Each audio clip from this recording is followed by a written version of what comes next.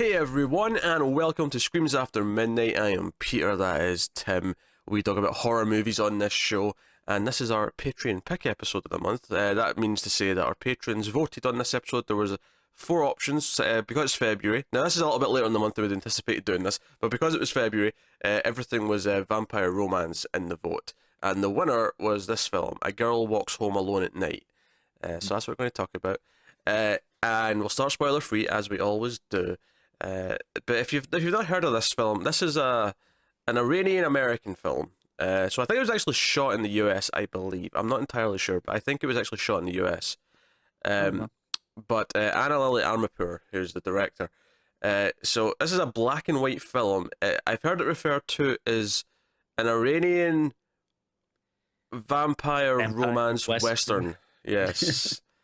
Yeah, I think that's what first got me interested in it, because I actually saw this when it came out. It was making the rounds at some of the indie theaters out here, and I didn't know anything about it. But then when I just kind of heard that little descriptor on it, I was like, well, there's no way I'm not seeing this movie. Yeah, well, yeah, I mean, how can that not sell you on a film?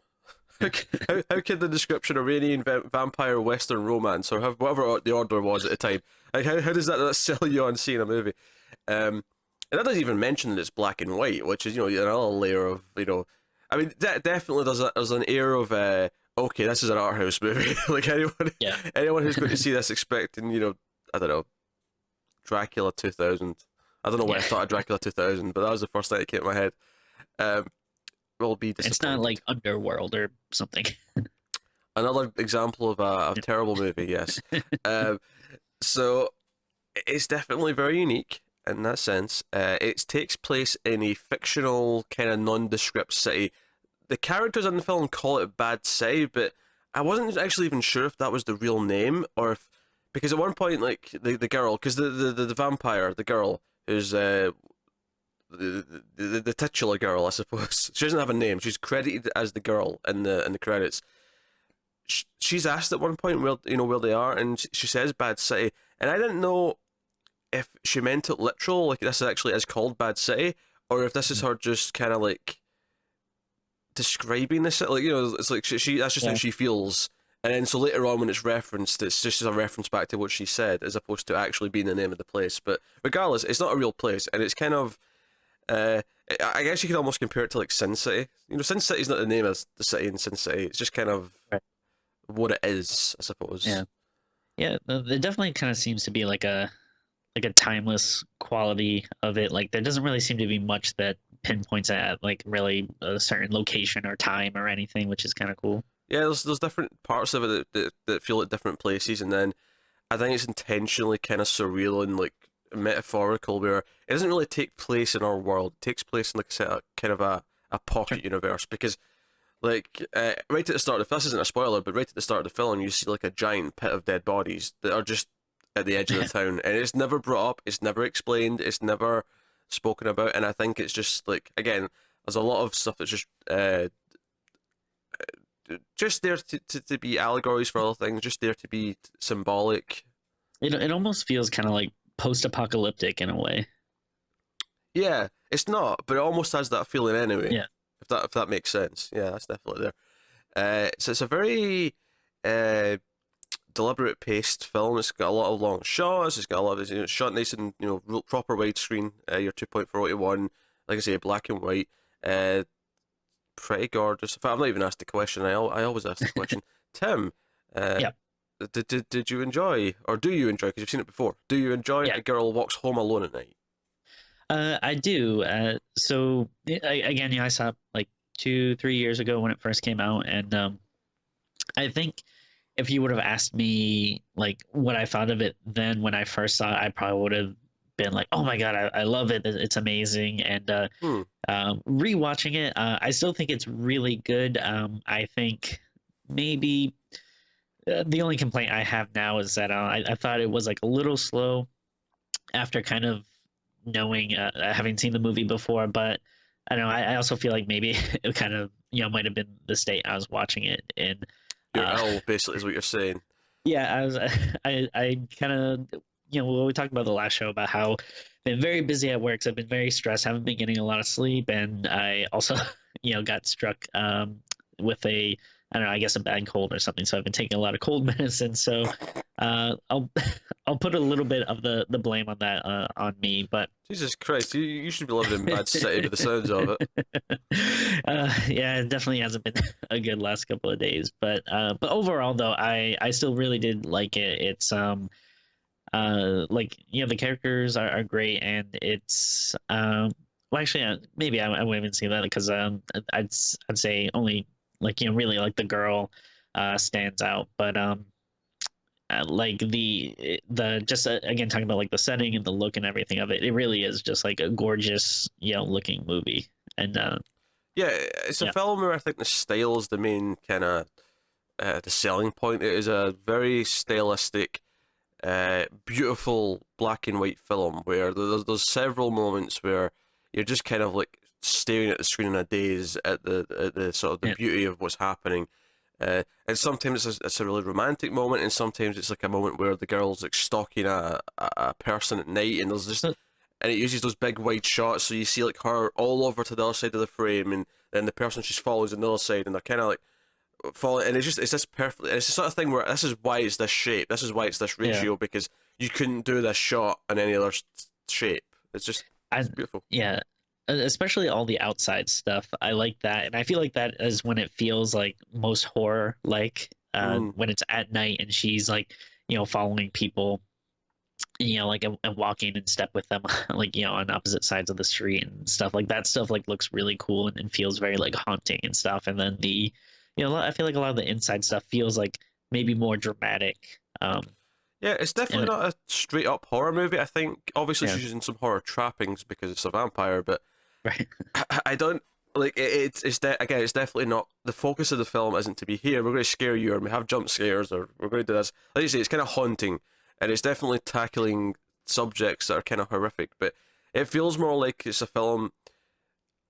I don't think it's like a super deep film. I think sure like I almost think the exercise was just to be stylistic as hell and just have it be oozing atmosphere, and it succeeds in that. Like yeah it does that, easily. I think there's some stuff we can read into. We'll maybe dip into that in the spoiler territory about. Is it about romance? Is it about despair? Is it about Is it about bit of both? But a column A, but a column B. And I think there's elements there to look at. I also think feminism is a part of the film as oh well. yeah yeah But yeah. But yeah, it's not necessarily concerning itself with, oh, we're going to be this awesome scary vampire movie. It's kind of like yeah we're going to take the vampire kind of has feelings for a human being, and we're going to play with that and explore what that does in this fictional place. As my cat is almost stepping on the keyboard. um, but yeah, it's funny actually. Watching it again, it's something that always gets me when you do a slow paced movie well. Mhm. And I'd say this is, I think what always gets me is that they always go in quicker for me than like, because I often feel what makes me feel a length of a movie is when there's a lot of scenes. So when there's a lot of little scenes, I feel like the movie lasts forever. When it's like less but long scenes, as long as the long scenes could be boring and that could be painful, but if the long scenes are interesting and like the paced out properly and suspenseful or whatever, I often find that those movies feel much quicker to me because I'll get to the end of the movie, but well, that was only like 15 scenes and it's done. That was like no time yeah at all. yeah that's I guess yeah I never really thought about it like that, but I can definitely see what you mean. Yeah. Oh, I mean, obviously, if the movie's just bad, it's bad. But Yeah if the scenes are good, then I typically feel like those go in really quick. yeah This is one of those where the first time I hit the end credits, I was like, oh, it's over. Oh, we're done. Uh, I didn't think I'd been watching it for that long. But that's a credit. That's a credit to the movie, I guess. and especially see it in like a theater like which I really love watching stuff in the theater because I'm just so like free of distractions. There's like no temptation to like check my phone and stuff. But yeah, I really was like glued to my seat. Yeah, at that point when I first watched it. Yeah, the odd temptation to maybe strangle someone else in the theater. Although probably not when you see this. I imagine a showing of this was nothing but an art Oh house yeah, theater was probably nothing but other uh movie fans who would equally want to yell at someone for being a distraction. So, Oh yeah, you know. definitely. Yeah. So, yeah. So it's slow. It's moody. Its characters are all kind of credited. You've got the girl. You've got Arash, who's a sort of our main male character, and then everyone else does have a name. Like you hear the names of the others. It's not like the main girl vampire where you never hear her name. They all have names, but in the credits they're still kind of listed by their role. So you have a pimp, you have the addict, you have the prostitute, and so on. And the princess is the one that Arash works for at the start of the film. He does like work at her house and like garden work and that kind of thing. And they all kind of play their part in the thing. I could almost see this being redone as a play. It feels like That, yeah. I mean, there's a lot of outside locations, but I feel there's almost just a small enough cast and like the core ideas. I could almost see it working as a play, but Yeah. It's a small cast that like, and yeah, they're kind of like segmented, but they also like kind of come together, you know, like by the end and stuff. So yeah, I could see that. yeah. But I really want to emphasize just how goddamn beautiful this movie is. There's and sometimes just the way the scenes are paced as well. Like there's a scene in the middle or so when the girl and Arash have kind of finally met, and she puts on some music, and there's this it's a wide shot. Well, it's a wide frame. It's not a wide shot necessarily, but she's like on the edge of the frame. She's looking kind of like right at the edge, and her back's to the most of the screen space. So there's just space behind her, and she stands there for like 30 seconds. She's just listening to music, and then eventually he comes into frame, and then he stands behind her, and they just get closer. And the shot must last like 4 or 5 minutes, but the whole thing works beautifully because the music's playing. You feel the moment. It's like it always impresses me when a director can take something that's not actually a lot of action, something that is just a simple thing. He stands behind her, and they kind of bond as the music's playing. That's all that happens in the shot. But because it takes its time, because you feel it, you feel the that almost awkward excitement you have when you're like with someone and you kind of like them and you want something to happen. And you're overthinking your movements. You're thinking, oh, what if I move my hand here? Oh, she's going to freak out, or or whatever. Like you can almost kind of feel that in the scene. It's very well they had plotted out in that sense. Yeah, like they have really good chemistry. Like I feel like I don't know, like probably like obviously probably don't watch like a ton of romantic movies or whatever, but I feel like when I watch them, you're not really like, ooh, I like these people both so much, I can't wait for them to like get together. But I don't know, I feel like these two people is like, oh, I actually like do like these people, and like I like the way they're like interacting and stuff, and oh, I want to see them like, I don't know, hang out and have fun and get to know each other and stuff. Yeah, no, I get what you mean. Like, I think just on a pure chemistry level, as soon as they look at each other, you get this kind of, you get the feeling, because sometimes you feel people are miscast, but as soon as she looks at him, you kind of see this confusion. There's also a great moment where she kind of like notices he's dressed up as Dracula for a costume party at one point, and she kind of just sees him at the side of the road, and she just kind of stops and just like, did I just saw what I thought I saw? She didn't say anything, obviously. It's just, you can see it in her face. Again, the acting's so good. It's just it's all in the eyes. She's really good. But she turns around, and then then the scene progresses from there, and it's so there's also a little bit of that ironic humor throughout at various points, which I think works. Speaking of images, I think the one image I saw of this film before I watched it was a very surreal shot of the vampire riding a skateboard down the street in black and white. And it plays really well. It's just a really great moment. It looks great. And again, it's just this one shot. It's just the camera's, well, it's not one shot actually. It cuts to a close up as well. But there's the first big chunk of it's this one big wide shot, and you just see her coming down the road on a skateboard. And and obviously our I want to say Charol is the name of her headdress, but it's like flowing like a cape. It's like a vampire's cape the entire film. And funnily enough, it has this kind of weird quality where it kind of almost makes it look like she's floating when she's walking around sometimes.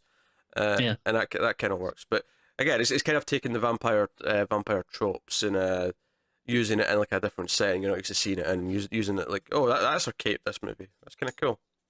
And so I guess kind of like a lot of stuff in the movie. It's super simple, but it like in a way that really stands out and looks cool. Like, yeah, just a girl riding on a skateboard at night.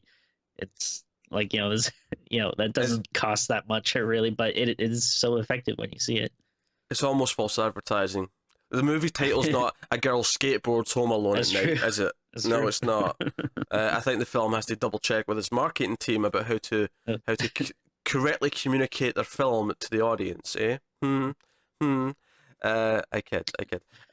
But so all that stuff's great. Like you say, it's really simple. That's actually the thing that watching it again, I'm like, oh yeah, this was a really simple movie in terms of plot. There's not actually a whole lot that goes on. It's very, very like, again, this is what I'm talking about, where it's like lots of long scenes, or not lots, but like a fewer amount of long scenes, just kind of like going through and making you feel the moments.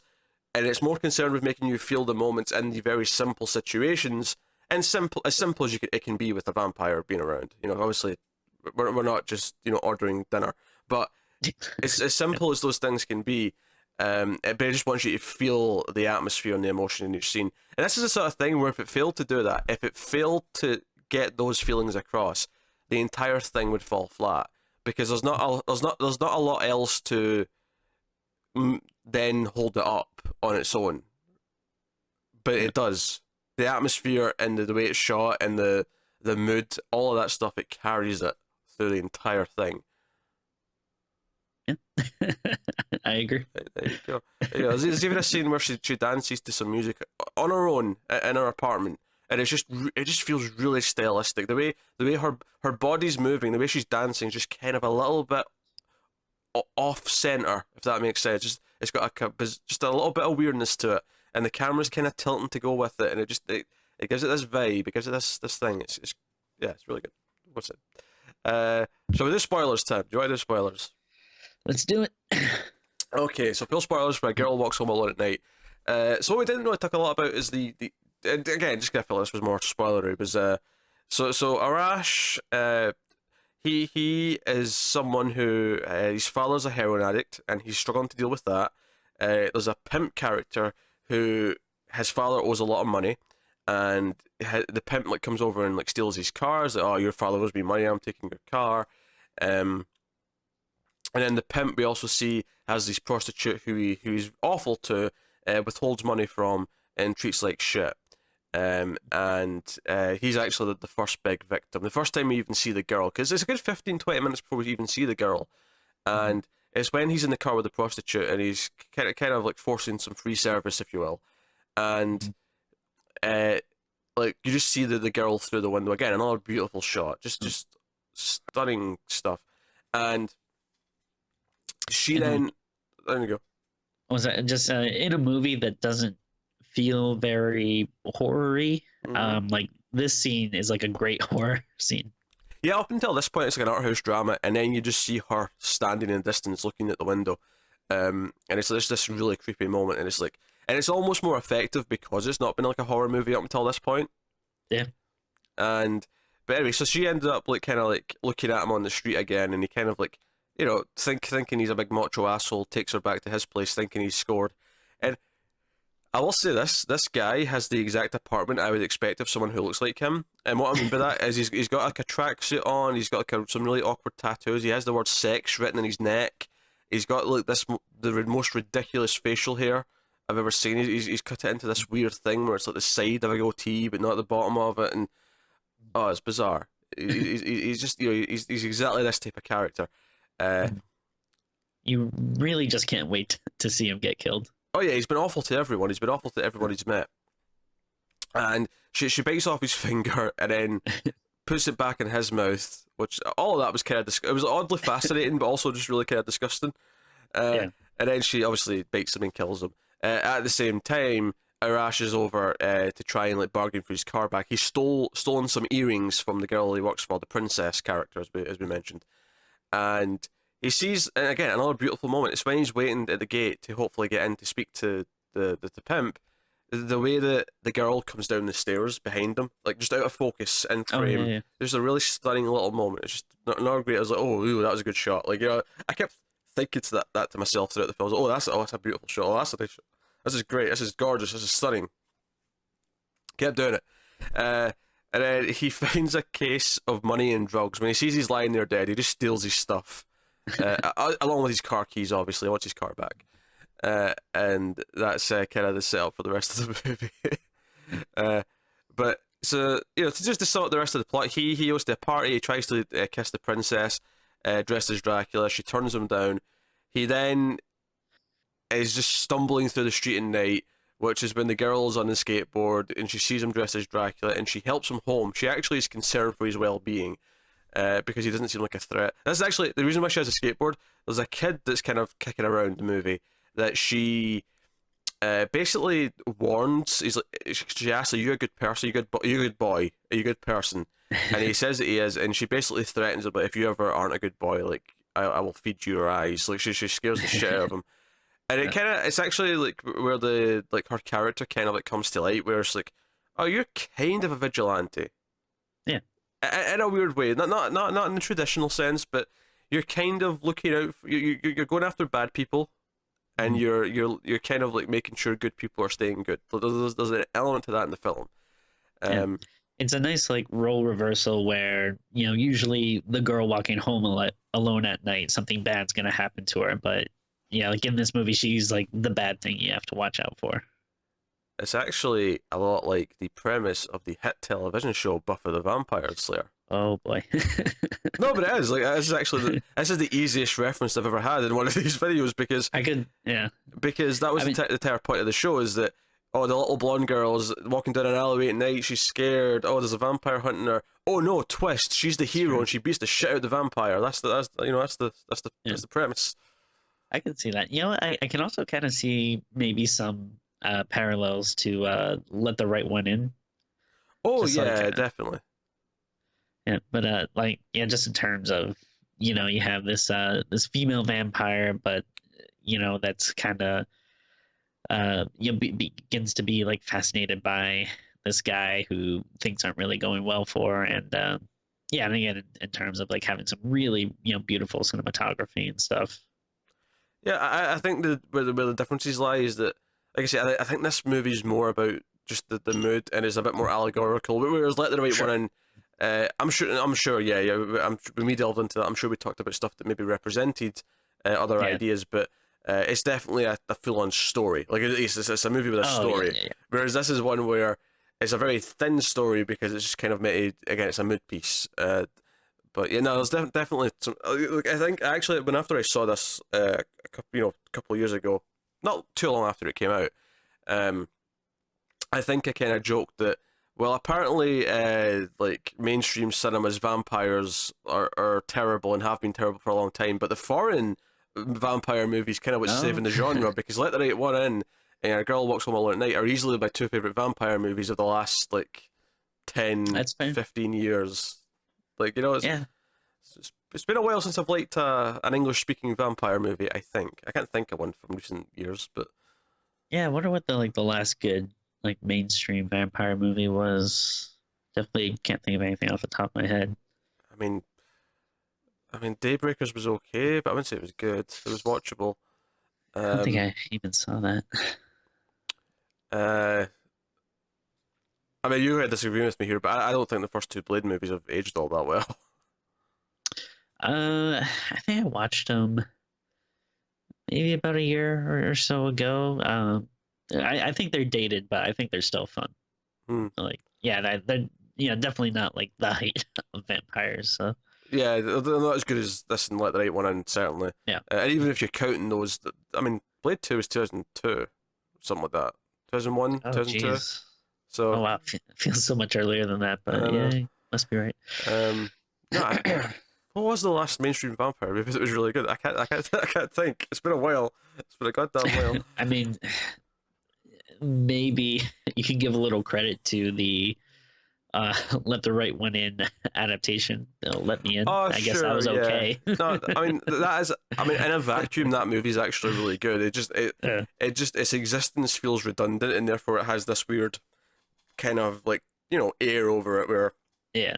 Yeah, it's well directed. The cast are great. It even has that one really good scene that's not in the original, but it's it's just this redundant extra movie that, so yeah.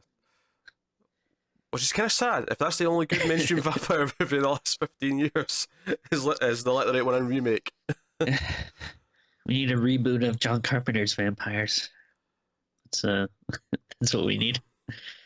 I saw that like probably about 15 years ago, and I remember having a decent time with it at the time. I have no idea if I'd like it now if I watched it. Yeah. I have no idea, because it's not like John Carpenter's other output around that time period in the next few years was is held up that well. Dare you? Oh, you're gonna stand your ground for Ghosts of Mars, are you? You're gonna stand there, but that and Escape from LA, they're good films. Yeah. Should get in there, you didn't know nothing. I've never actually seen Ghost of Mars, but I do. Yeah. Nor have I, funnily enough. I don't think I've ever heard a good thing about it. But who does? That's getting added to the vault like right now. Like, even before this goes online, I feel like they're just going to sense it. The viewers are going to sense it, and the patrons are going to put it straight onto the vault.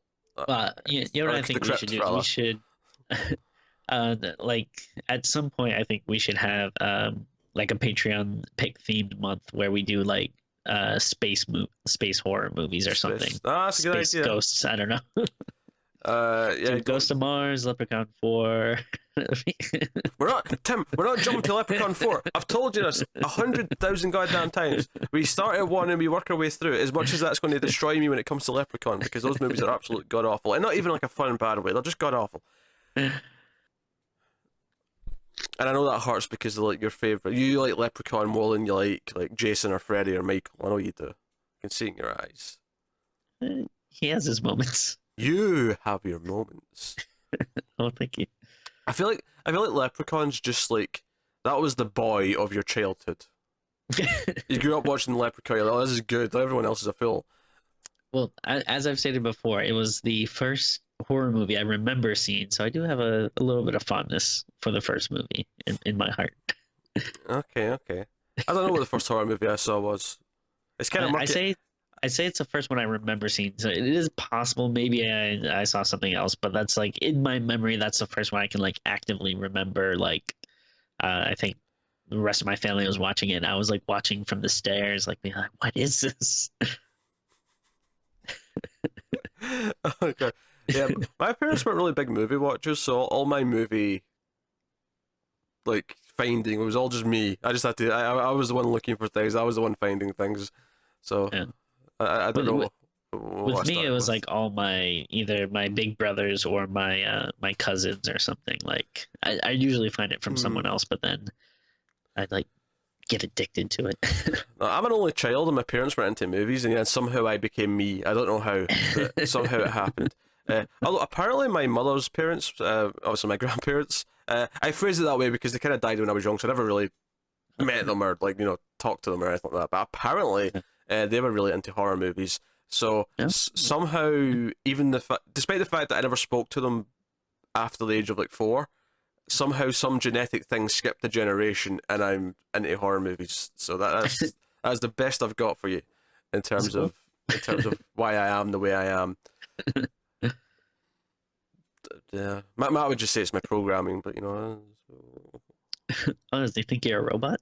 He jokes all the time that I'm a robot. Because I like lists, because I like to be organised with things, he likes to joke I'm a robot. I have to talk to him about this. I'm intrigued by his hypothesis. Let's move on. Okay. I'll be honest, Tim, I was stalling because I thought I need to say something funny back to that, and then I couldn't think of anything. I was stalling for trying to like translate binary or something. Shut up. I was stalling for time. I was going to insult you with something, and I couldn't think of anything good. I basically flubbed. I was basically reenacting one of your stand-up gigs. Is what I just did there. Sure. When you get heckled, when you just sort of stand there, deer in the headlights, kind of thing. Yeah, that's my trick. Usually, try to make people feel bad for me until they all just turn on the heckler. Okay. Say that. I have feelings, man. I'm up here on stage. I I try to make you laugh, make me have a happy time, and you're being mean. That's more often than not, I find that is a good way to kind of throw people off the balance instead of getting angry. Just get really sad. No one wants to like make someone sad. I think even like even bullies, I think they want you to kind of get angry and take a swing at them or something. Like no one just wants to see someone like start crying. Yeah, the sociopaths maybe, but yeah, yeah, but yeah, regular folk. Yeah, that's a fair point. But to swing this back round to the movie at hand, we went on a bit of a tangent there. Basically, I just want to talk about what you think the film might be about or might mean. Because ultimately, of course, the Arash's father, the addict, he eventually is given money and drugs from his son because he can't do it anymore. He can't deal with his father because his father, while he's withdrawing from heroin, thinks he sees his mother, his wife's eyes, his dead wife's eyes, in the cat that Arash brought home at the start of the film. And he's like, take the cat with you and take your money and drugs and go. Like, I can't do this anymore. I can't. And he ends up going to the prostitute. We saw a scene earlier on with the prostitute where he was trying to like talk her into talking to him. And she's like, hey, you've got no money, come back when you've got money. So he comes back with money. And he actually, she like, after having a chance encounter with the girl, which was another great scene of her like following behind her in the streets at night. Beautiful stuff. Especially since it did that thing where she kept stopping and turning around and the girl kept following her. And then you had that big wide shot where you could see that she was walking quicker. So when the prostitute turned around, she was much closer each time. But you could just see it happening. It wasn't a trick. It wasn't like, Halloween, Michael Myers, he basically teleports. See, how's he doing that? Yeah. Like that. She's walking quicker and she's getting closer. It was a nice moment. But the girl catches this happening. Basically, he doesn't force her to have sex against her will. He forces her to take heroin. Mm-hmm. And they're lying there on the bed, and the girl finds this, and then we get another cool vampire moment where she kind of like, dives down and like bites him, and then helps the prostitute dispose of his body, and it looks like a heroin overdose. But the kid who we saw earlier kind of sees them dumping the body and then takes it back to Arash later on.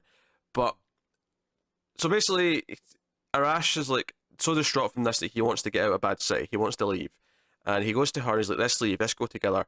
And despite the fact that they barely know each other, they've had like one scene where he gave us some earrings and pierced her ears. Because he gives her the stolen earrings and she's like, oh, my ears aren't pierced. And she just hands him a paper clip. And he's like, really? So then he pierces her ears with a paper clip. Trust. That's what you should do, Tim. You should say to the missus, hey, just so I know you trust me before we get married, let me pierce your ears with a paper clip. See what she says. I couldn't do that. I love how you're creeped. It's not that you don't want to hurt her, it's just that I'm creeped out. That's creepy. I don't want to do. Yeah. I never want to push something through someone's flesh. That's There's a joke to be made here. I'm not going to do it, but there's a joke to be made here. But basically he wants to leave and she agrees and they go off in the car. But before they leave, he sees the cat that his dad took with him. So he knows that she had some sort of part to play in his death. But he goes out, so he kind of goes along in the drive, and the end of the movie is them driving, and he gets out. He kind of has a moment where he has to like collect his thoughts. But he gets back in the car, and obviously music's been a big theme of the movie, especially with them bonding, because they've had music playing and they've put music on and all the scenes that they've been in. And he puts in a tape, and music plays, and it's like this moment where they look at each other and go, yeah, we're going to do this, and the cat's in the middle. So it's a really nice simple shot, but the cat's in the middle as the innocent sort of onlooker of the whole thing, and the movie ends with them driving off out the city. That's the end of the film. So I think multiple things to read here to tackle the feminism angle, right? I feel like she typically are victims. Now, there's one scene that throws this off a little bit, because there's one scene where she kills like a homeless guy to feed. Oh, yeah. Right? Which kind of separates this from the rest of the idea, but she typically goes after people who are mistreating women in some way. The pimp, the addict, they both do something awful to someone, and she kind of deals with that. She tries to help the prostitute, and she doesn't necessarily make things better for her, you know, because ultimately the prostitute, by the time after they've dumped the body, she's just like, oh, you need to leave, get out, take the cat with you. Like, she's just pissed at her. You know, so she doesn't really solve much in that sense, but she seems to be trying to. And even just the idea that she, like, we're in this world here in Bad City where a lot of people are just very awful. There's a lot of really awful people, and her and Arash are kind of two of the least awful people. Arash is tempted, of course. He steals earrings at one point. He does, but he's clearly not as bad as everyone else, and he tries to. And I think she sees that in him, which is why she's attracted to him. Why she doesn't, want to kill him. And I feel like just the general idea that she is actually the most powerful person in the film, despite the fact that they don't actually. I mean, if anything, they go out of their way to make sure she feels feminine, because we have that whole scene where she's dancing and putting on makeup. Like, they actually go out of her way to make it feel like no, she is, a woman. She's completely a woman. She's feminine in most of the normal ways that someone would be, but then she is powerful. Then they don't necessarily treat her like this big hulking figure. They don't do any of that stuff. She's just powerful in the world she's surrounded by. And it's, compared to the pimp who's just like this abusive asshole who thinks he's in charge because he's a man, and so on. So I think that angle is there. I think you could definitely read the film with that in mind. Yeah, I think kind of playing off like some of the stuff that you said, like the big theme that kind of stuck out to me in the movie is like there seems to be a lot of stuff about, I don't know, like escape, or the idea of kind of like needing to escape. Like you have, the father who's addicted to heroin, missing his dead wife, and then, even the Arash, like, he, makes a really big deal about, his car. They live in Bad City, and kind of feels like, he's looking for like, a way to escape, and that, I think they both are. I mean, that was the other big thing I was going to get to, is like the end of the film is just them driving out the city. There's not some big showdown. It's just the choice to leave, and I think it's kind of representative that they're in like a really bad cycle, a cycle of violence, a cycle of dependence, a cycle of exploitation. There's a lot of exploitation going on in the film. Everyone's kind of exploiting each other in some way, everyone is. And I think like them breaking that cycle and leaving it, again, if you're going to look at the film as an allegory, I think that's kind of what they're doing. Is they've found each other and they're deciding we want to break out of this, and we don't want to be a part of this, and they're escaping. I agree. Good, nice, great. I like when you agree, Tim. The audience don't. The audience prefer when you're yelling at me, but as soon as I'm feeling a little better, I'll start chewing you out. Oh, poor Timmy's sick. He's all vampire-y over there. Yeah. What's actually also kind of funny is that Arash never actually finds out she's a vampire. Yeah, I guess you're right. I didn't really think about that. So he never does. And he knows what a vampire is because he dresses as Dracula. So vampires exist in this world. Like, he understands the concept of a vampire. And like you said, he realizes that like she must have had something to do with his father's death, but like I guess he wouldn't know it's a vampiric thing. Yeah, vampiric. Oh, nice word there. Is that a real word? Do you think, Jane, that's actually in the dictionary? Vampiric? Yeah, of course it is. I mean, you sound so confident. I've definitely read that word somewhere before. Okay, all right. No, I'll take your word for it. If it's not, let us know in the comments, I guess. Yeah, and I think actually going back to the whole breaking the cycle of like exploitation thing, I like the idea that they both also are guilty of it, and that's why they want to break out of it. I mean, she's a vampire. She's literally feeding on people around her. She's exploiting the people around her, and then he's exploiting the princess because he steals her earrings, and then he's exploiting the people when he starts selling the guys drugs. Like, they're both guilty. They're both part of the system, and they realize that, so they want to leave. I think that's one of the big things. And the other thing, of course, is just the idea of love and the idea of them finding each other. Like, they're right for each other in a sea of people that are not right for them. I think the fact that the dad's so obsessed with his dead mother, again, kind of ties into that idea. And like, okay, so love's also a theme of this film. The idea that the prostitute is 30 years old. which which you know the pimp says that you're getting old, and I'm like, well, I mean maybe in like prostitute terms, but I mean don't tell me 30's getting old. I don't want to hear that when I'm turning 29 this year. Shut up, shut up. You're already over the 30 mark, Tim. You are old. No matter how old I get, I'll always be younger than you. That is the one consolation I have. For now. I don't even know what that threat is, but it worries me. So yeah, so even that idea of like, you know, she's alone, like, you know, love and loneliness. Like she's lonely. That's why she's walking alone. The prostitute, not the. Well, I mean, the girl's lonely too. Yeah, she's lonely. Arash is lonely. And if anything, yeah, like the prostitute's kind of tied to the life that she. I mean, I don't know how much she chose that life. Admittedly, I mean, she might not have, but like she's kind of tied to these choices she already made. Arash is like tied to the fact that his father is again depending and exploiting him, you know, and the girl's kind of this like, again this free age. This is why it's kind of like a western, because she's the man with no name who comes into town and shakes everything up.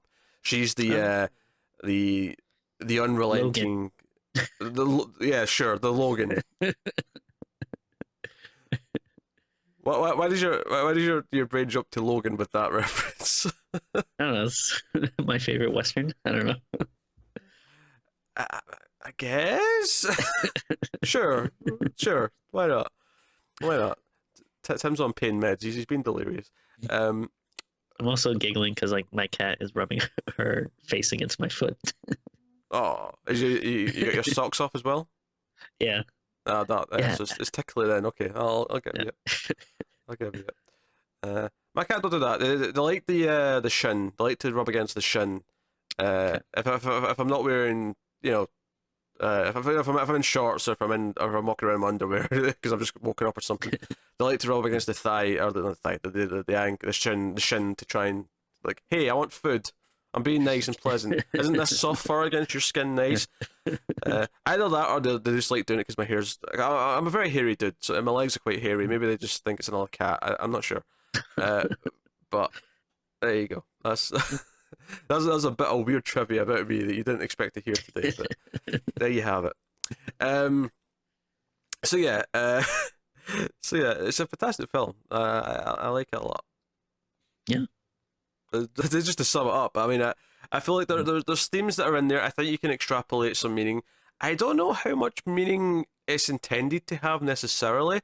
I think the directors, when I was kind of looking up to see if there was like, you know, a consensus on like what the movie's about, basically the director seems to like kind of skirt the questioning whenever it comes up in interviews. Tends to just kind of, you know, gives a joking answer without answering the actual question, and I don't know if she's doing like a David Lynch thing where she's determined not to actually talk about it because she wants you to figure out your own meaning and she wants it to be open. I kind of like that. Like, as much fun as it is to talk about stuff and to want an answer, I feel like it's not as satisfying having a definitive answer. Like, you know, it depends oh, on it's the about movie, cheese or something. It's like, oh, well, okay. Tim, I don't think it's about cheese. I'll tell you that right now. Maybe I mean, the cow's being exploited, so maybe we can tie this in. The cow's been exploited for its milk, so that we can make, amongst other things, cheese. There you go. So now I want a sequel. The girl who skateboards home alone at night. That's what I want now. You know what I want is like, we have this first one that's like a little slower, a little quiet, and then now we need to get like the Alien sequel where it's just balls to the wall, just like her killing mad people. I just thought of the tagline. This time she runs. Oh, nice. Although the title could get very long. Oh, actually, did they just call it Girls Walk Home Alone at Night? Oh, and you have like you have like a group. You have like 3 sister vampires who like stalk the streets. I don't know. We got sequel definitely ideas. Be down for that. Yeah, take on the mafia or something. Your mind goes to the mafia. Well, the first one, basically the big bad guys at Pimp. So like, what's the next like step above that? So, yeah, I'm thinking like more specifically like a crime family that do human trafficking. I feel like that'd be the target. Yeah, that'd be great. That's my plan. Oh, well, we should probably rate this, Timmy, out of the 10 before we lose our minds. What would you give A Girl Who Walks Home Alone at Night? Oh, sorry, A Girl Walks Home Alone at Night. There's no who in I do that all the time. There's no who in the title. I've made that mistake before. I think I give it a pretty big score. I think it's just it's not. I think it's just maybe missing like a little something to make me give it like something super high. But at first I was thinking like an 8, but I think I'm gonna bump it up just a little bit because it looks so dang good. So I give it an 8.5. I concur with the 8.5. I think it's a mood piece. It's very stylistic. It's all about the direction. It's all about the stunning visuals. It's all about that. And then there's some nice things to think about while you're watching it. And it's kind of effortless in holding your attention. I don't think it ever feels like, oh, they don't know what they're doing, or anything. Like it's exactly the film I think that was in that Amirpour set out to make. I think maybe the one thing that would stop me from maybe going a little bit higher, and I don't know if you agree with this, but like as good as it is, I would still have to be like in a certain mood to want to rewatch it. Like, you know, there are certain movies where it's like, oh, like I love this movie, I can like literally put it on at any moment in time and watch it. Where this, like, there's a lot of times where I could rewatch it, but yeah, I don't know, I'd have to be like in a certain like mindset or have a certain feeling or something. I think this movie's perfect for like, and I'm just making a pun because of our title, but after midnight, I feel like this is a movie you put on at 1 a.m. and it's night, and you're kind of like not tired, but you're ready to wind down. It's kind of somber, and you're just in that sort of melancholy like mood. Yeah, I can definitely see that. Yeah, and that is the when you put it on. And you just sort of like wrap yourself in the atmosphere. Like that is exactly when you put this on. It's definitely worth seeing. If you've not seen it, I'd definitely recommend checking it out. Especially if some of the, I mean, obviously if we've scared you off because we've made it sound a little bit too art house, then fair enough. If you think you're going to hate it because of that, but I'd recommend checking it out though for anyone who wasn't scared off by that. I mean, maybe at least just like, you know, check out a few like random scenes or something to again just to get like the look of it, because it definitely is a really beautiful movie. Absolutely. But there you go. That is A Girl Walks Home Alone at Night. So I'm not sure when we'll next be with you. We'll definitely, as we said on Tragedy Girls, we're still doing the Patreon picks every month. We're still doing new releases. This is not permanent, of course. We will be back to a full schedule at some point, but for the next little while, we're not sure how long it'll be. But it'll be sooner than later. I think, like, yeah, cool. The people don't get like too freaked out. But, I mean, if I was to make a guess, I'd say a couple of months. That'd be my... I don't even think like months, really. Maybe more like a couple of weeks at most. I would. Oh, really? I don't want to make any promises, but we'll see. All right. Well, if you were feeling down after the conversation at the end of the last episode, Tim's just gave you some hope for a shorter turnaround. But yeah. So there you go.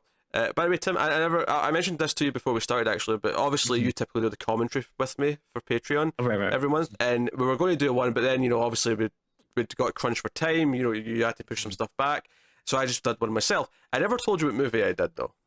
Oh, okay. What was it? So it's not actually. It will be up by the time this goes up. Actually, I think so. But Tim can get his reaction to this here on live on camera. I did a commentary for Fantastic Four 2015. Oh, okay. Which is definitely the last time I've ever watched that movie. It's never happening again. But oh boy, I had a lot to talk about. So, geez, I might have to sign up for the Patreon just to hear that. Interested. You're part of my list. I think I can send you a comp, a comp copy. No, I don't. Well, I don't think I'm any better than the patrons. I don't want to get any special treatment. Oh, I never said you were better. Let's not extract compliments out of that statement that I was not intending. Oh dear. So yeah, Fantastic Four 2015, a horror film in its own right. Definitely horrific to sit through. But hey, so that has been A Girl Walks Home Alone at Night. So maybe we'll see in. So it won't be next week for sure, probably, but hopefully we'll see in a few weeks. Maybe get one other extra like normal episode as well as the Patreon pick sometime in March. I think that'd be a good goal to strive for on our sort of cutback schedule for the next little while. But hopefully it'll not be too long until we're back to full weekly chaos and screams and making fun of Tim. So that is us. So let us know what you think of the movie, the comments, like, subscribe, all that stuff. Get us on the Twitters at mailed_fuzz for channel updates. If you want to support the channel, we mentioned Patreon. Obviously, go over to patreon.com/mailedfuzztv. There's a link to that in the description. That helps us out a lot if you go over and check that out. But otherwise, that is us. So thank you once again for watching. Keep watching scary movies, guys, and we'll see you next time.